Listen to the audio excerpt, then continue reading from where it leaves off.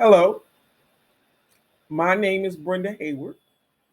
This video will only highlight the possibilities that may be eligible for when making decisions about your future on your homes or homes you own. I am not a tax accountant, real estate agent, or attorney. This video is called Selling 5 Things to Think About. The video will highlight additional information to your questions on what other information can be helpful and added to your need to know list. Viewers, I hope you brought your notebook and pencil. 1. Have you lived in your house for over 2 years? I'm thinking maybe the pandemic caused your boss to send you home to work there, and maybe you found many things that you don't like about your home and want to move. Please stop and make a listing of your bills. Are you still working from home and still saving money that you used to spend on gas and cleaners? What looks good may not be good.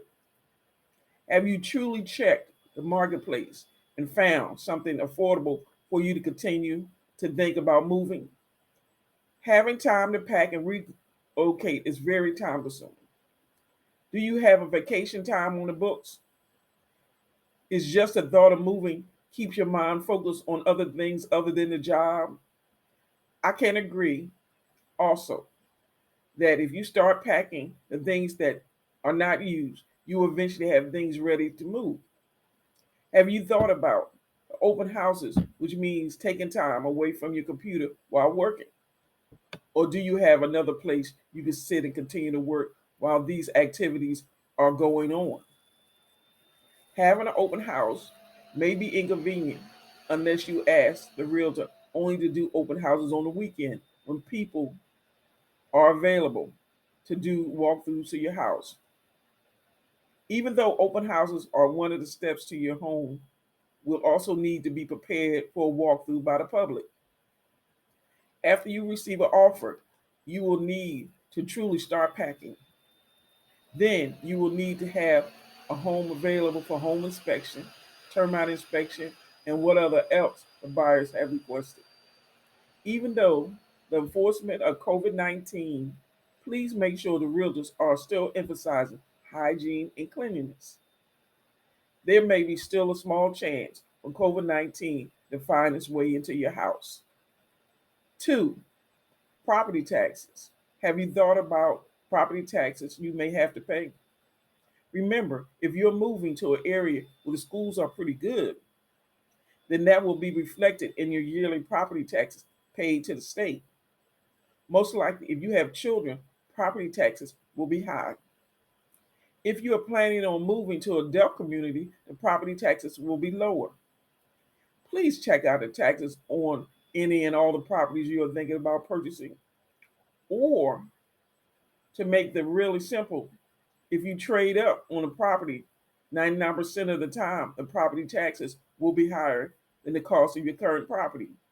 Or, if you decide to stay in a single family, sometimes that type of property has high property taxes. Row houses usually have fewer property taxes, not fewer, lower property taxes. I don't understand. Unless you are moving to one of those states where, regardless of where you live, the property taxes are almost double. 3.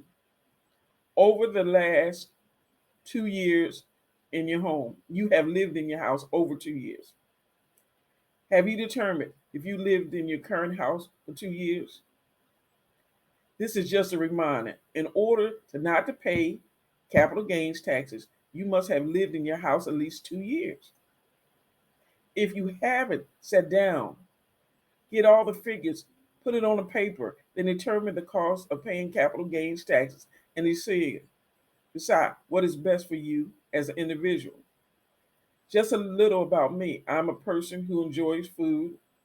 However, I cannot mention my favorite restaurant. One of my favorite foods is cherry cheesecake. Please let me know if you like this video by clicking a thumbs up or by leaving comments. 4.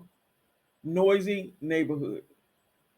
Are you thinking about moving because of the late night noise in your location? Have you thought about moving because the area is frequented by people who enjoy staying up late at night. These actions cause problems when you inability to sleep enable you to walk around the next day alert and not tired. Have you considered letting the noise polluters made aware of the situation?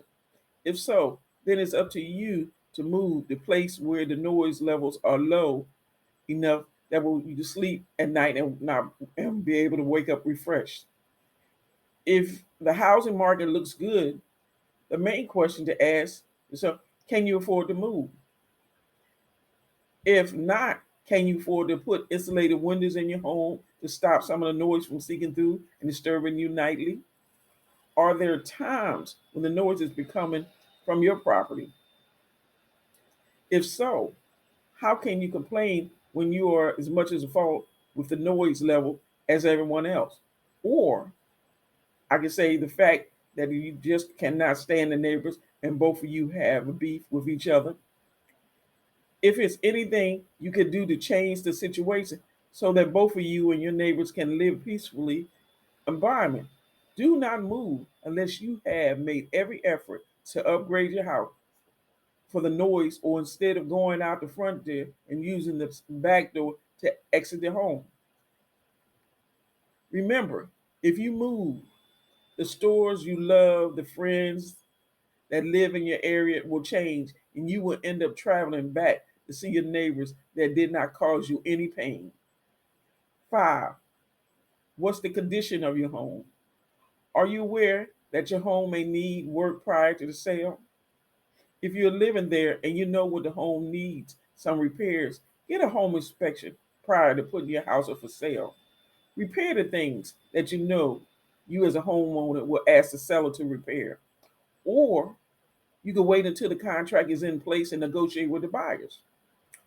The negotiation could contain you agreeing to fix problems or lowering the cost that would have you spend in or put money back into the house. For example, if the repairs cost $10,000, then negotiate with the buyer by lowering the cost of the sale by $10,000. Only if you do not have the money in your pocket to perform the repairs. Depending on how long you have lived in the house could be outdated.